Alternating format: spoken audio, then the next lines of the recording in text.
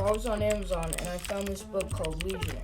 So I ordered it, and the dude in the book had a cool blaster rifle, so I decided to make it. So I got out the bricks and went right to work. After a couple of weeks of modification and building, it was finally done. With a working magazine, a sight, and other attachments that can be put on it, I thought that this was a pretty good build.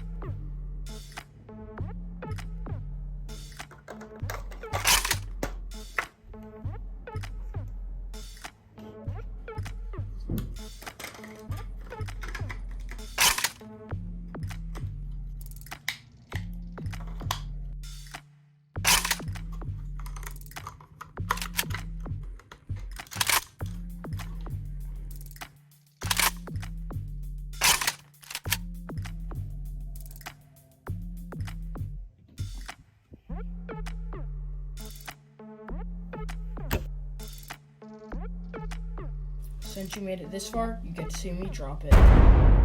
Okay, here we go.